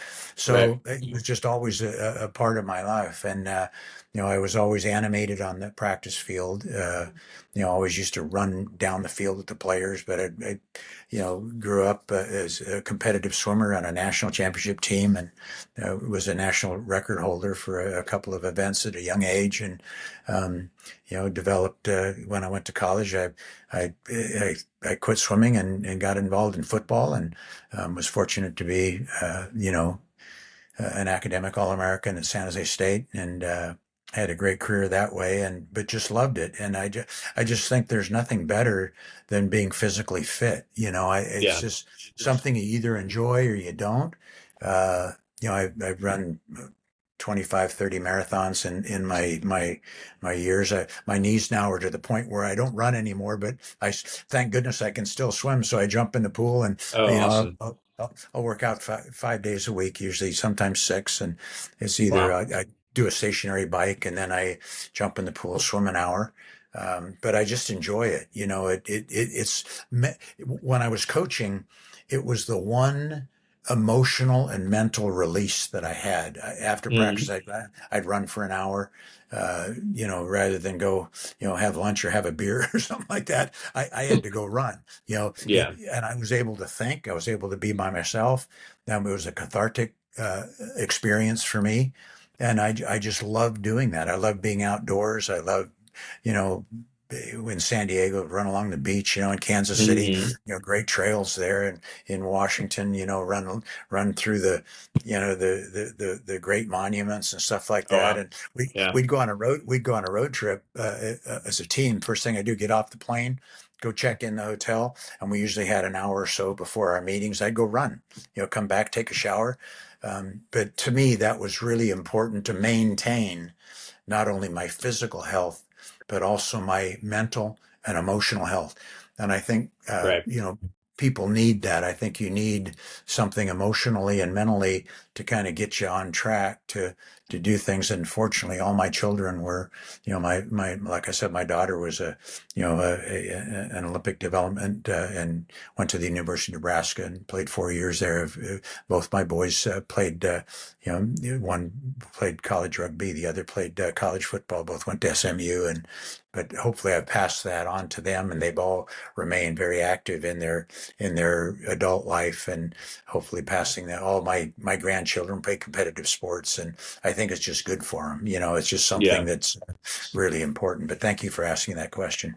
Oh yeah, absolutely. And you got time? I got like two more for you. We're still good on time. Sure. Yeah. Okay. Whatever. Okay. We've Um, got the entire family coming this Christmas. We're going to have 16 in the household, so oh my we're gosh. bracing for them. So they should be coming anytime, but I got a few more minutes. Perfect, perfect. You started your career, your NFL coaching career, with the Chargers, from 83 to 88 total.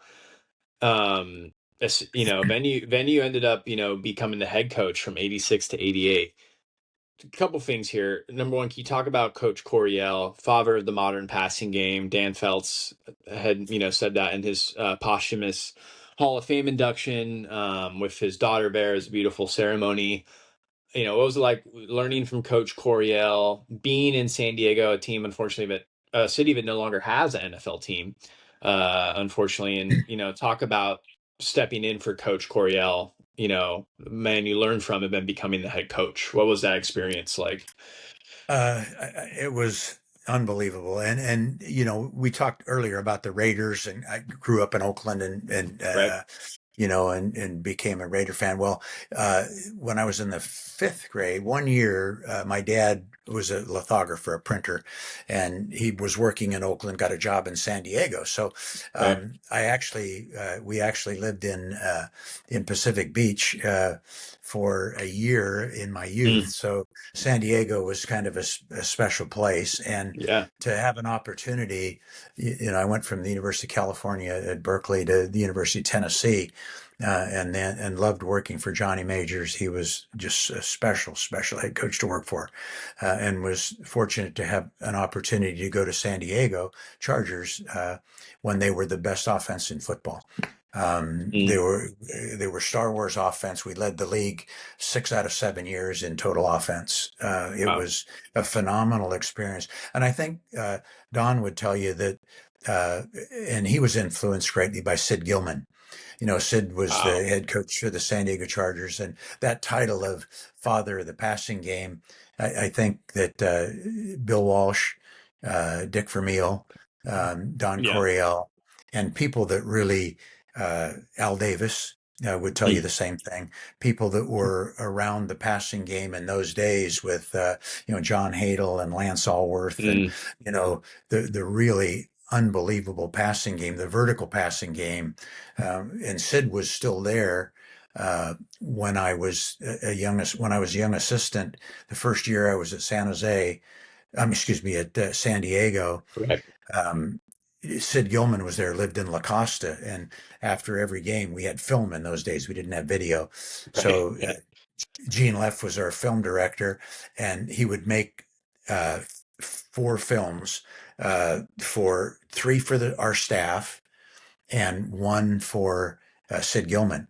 And I would drive that. I would in my car on. It was usually on Monday, late Monday afternoon. I'd drive my car to La Costa, to Sid's apartment, take the film there with him, with me, so that he could have it, and he would make me stay there with him for about an hour until he watched the film through one time, the offensive film, which was just, it would be like, I don't know, it would be like you going to visit Mahatma Gandhi, and listening to Right. Yeah. it was just fun. It was I was just, and he'd ask me, what did you guys do here? What were you thinking here?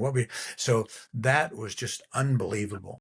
And Yeah. Don was so, um, he was so creative. His philosophy was, and we did different things every year, with different players. Now, in those days, players didn't. There was no free agency. There was no Right. plan B. So when you drafted a guy, he was with you. Well, we had Yeah. we had Dan Fouts, and we had Kellen Winslow, we had Wes Chandler, we had uh, you know uh, uh, Charlie Joyner, we had Chuck Right. Muncy, and we had a phenomenal offensive personnel. Eric Sievers, Pete Holohan, Lionel James, Gary Anderson. In my mind, I was called the Star Wars offense because that's what we were. You know, Love it. um, but Don, his philosophy was, first of all, make it fun. You Yeah. know, you don't make anything make the simple things don't make the simple things complex. Make the complex things simple so that players can go and execute what they have to execute, and find out what a player can do and then put him in a position to do it. And, Mm. and, and, and we ran a lot of motion. We did a lot of move people out, and Fouts was such an accurate thrower. He was such a terrific quarterback. He was so tough, Yeah. that he was able to do. So we had Dan Fouts. Dan Fouts was not a scrambler, right? He was not going to go out there and flush out of the pocket and run around. He was going to Right. stand in there until he got hit in the mouth or he threw the football. And so Yeah. the Ed Whites, the people that we had, Donnie Masix, the people that we had as pass protectors, their life depended on protecting Dan Fouts. And Right. Dan was a distributor. He was going to distribute the ball to the players that could make plays. So it was his job to get the ball in the hands of Chuck Muncy, get it in the hands of Wes Chandler, in the hands of Kellen Winslow, of those people that could catch the ball and make plays up the field. And we weren't going to be a dink and dunk offense. We were going to throw the ball down the field in the vertical seams. And Right. that's where Sid Gilman started. The vertical seam, attacked the vertical seams. And man to man, there were no vertical seams. You beat a man. So we had Yeah. players that were talented enough to beat man to man coverage, but we had designs smart enough to beat the concept of zone coverage. And if they were going to drop, 8 players we were going to run the football. If they were going to pressure and bring 6 or bring 5 and drop a 7, we were going to attack the seams. And Don was so creative. And the great thing about Don Coryell, he let, and I think anybody that played for the Chargers during that time would give a lot of credit to Ernie Zampese. Ernie Mm. was probably one of the greatest offensive coordinators and greatest offensive minds in the history of the game.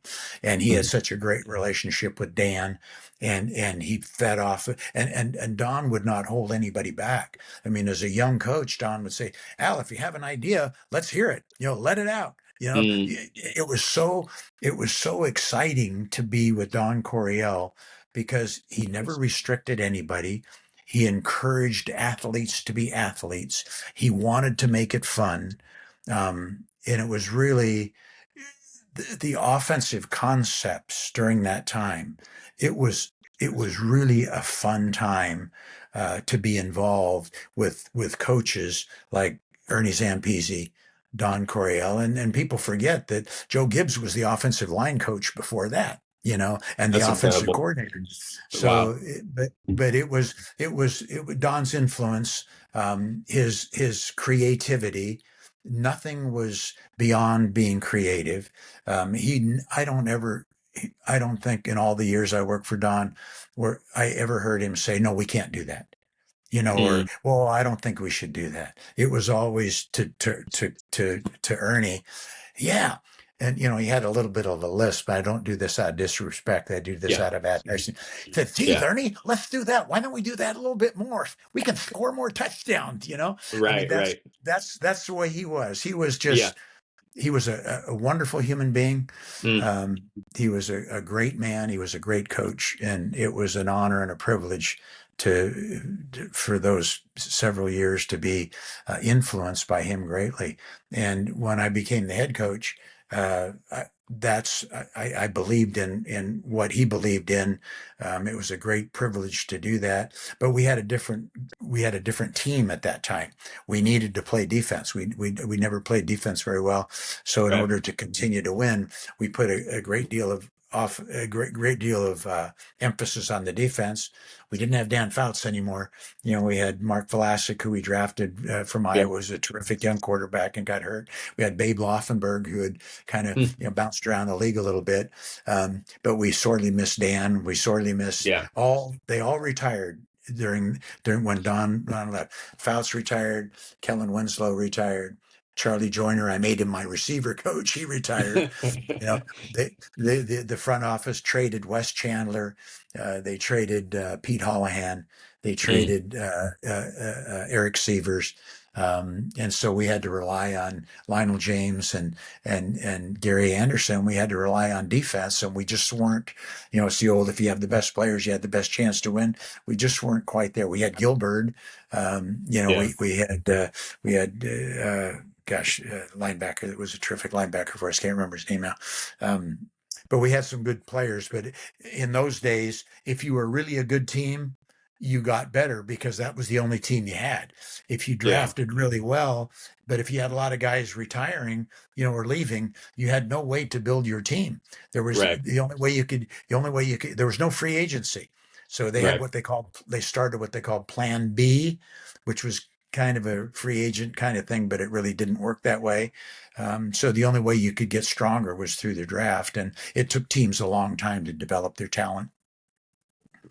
Coach, excellent stuff. And wow, what a journey you've had. What a journey And you've fun. had. I mean, you talk about, Sid Gilman, just like, I mean, I didn't even realize you had interacted with Sid Gilman like that. That's amazing. I mean, he's like the Yoda of the NFL, I Yeah, mean, he's the guy.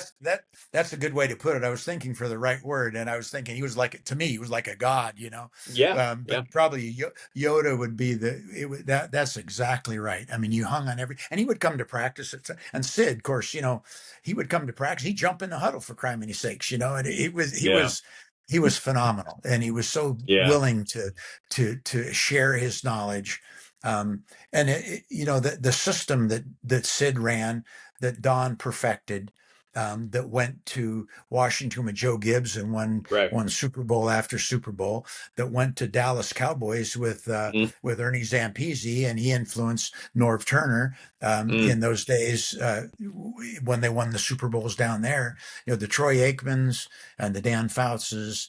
And those people benefited, and the quarterbacks in Washington, benefited from those systems because the yeah. language was easy to assimilate.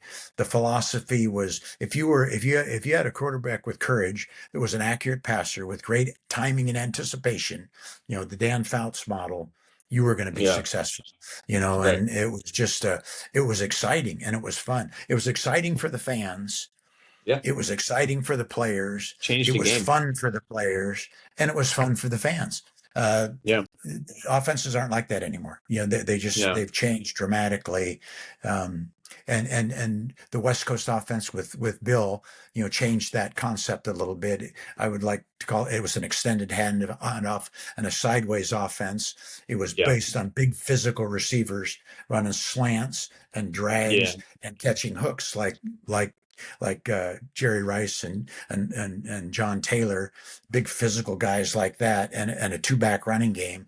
Bill didn't run a lot of motion. He never used three wide receivers. It was two wide receivers, two backs, and a tight end. Mm, You look at San Diego's offense under Don Coryell. It might be three tight ends, it might be three wide receivers, might be four wide receivers, be a different formation, different motion, different yeah. movement.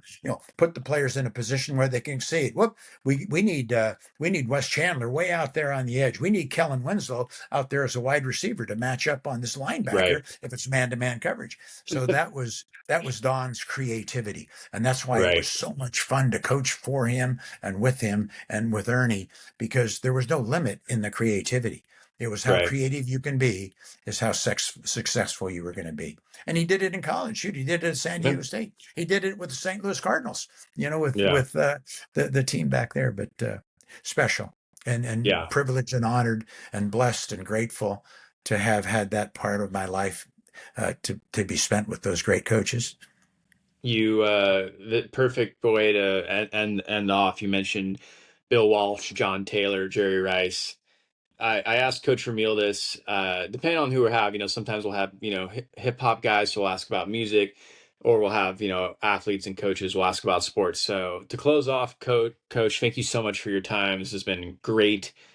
Can you give me your top five favorite Bay Area athletes? Doesn't have to be your greatest, but your top five Uh, personal favorite. Bay Area. Bay Area. Yep, you're an Oakland guy, so it could be from the Bay Area or played in the Bay Area, whatever you like. Well, I, Willie Mays Of course. uh, would be number one. He was my Yeah. childhood idol. Yeah. And watched him play with the Giants so much, and Yeah. just loved him. Um, I would have to say Kenny Stabler, Mm. with the Raiders. I would have to say Jim Otto, Mm. would be, those guys, with the Raiders. That's three. Gosh, I could just name so many more. Um, you know, when you do that, you leave out a lot. Yeah. You leave out a lot of Yeah. guys, Right. and that's really hard to do. Yeah. Um, but I would say Willie Mays, Jim Otto, and Kenny Stabler would have to be, you know, That's your there. three. Joe Montana, obviously. How could you Four. not name Joe Montana? Right. If I had to name number four, um, and number five, gosh, God, I would just, when I get off this podcast, I'm going to kill myself because there's so many that I could think about, you know. Yeah. Um, probably, and I'm going to say this, it probably wouldn't resonate with a lot of people, Mhm. um, but Art Powell had to be, Mhm. and Leon Amelini when he played for the 49ers, just older guys, but Art Powell, because he played at San Jose State, where I Mhm. played, he was an idol of mine as a receiver. And then he Yeah. was such a dominant athlete with the early Raiders.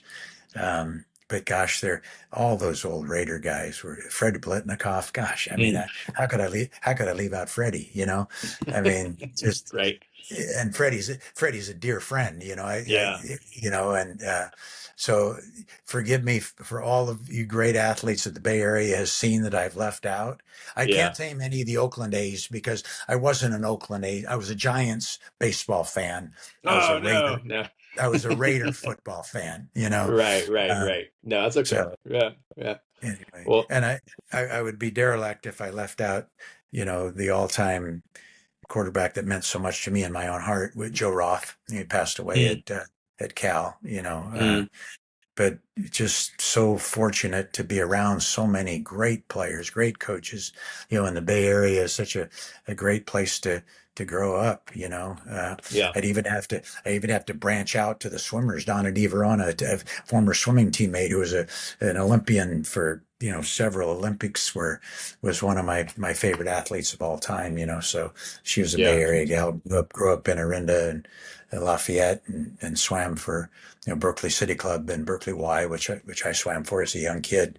She right. was a tremendous athlete in the Bay Area. Well, Coach, I'm gonna go ahead and end the recording, and I'll see you on the other side. But I just want to thank you so much for your time. This has been fantastic, and wishing you and your family stay on though. But I'm wishing you and your happy a very, very happy holidays, and thank you. I'm gonna end this recording now, but thank you so much. This is Al Saunders, and we really thank him for his time. Well,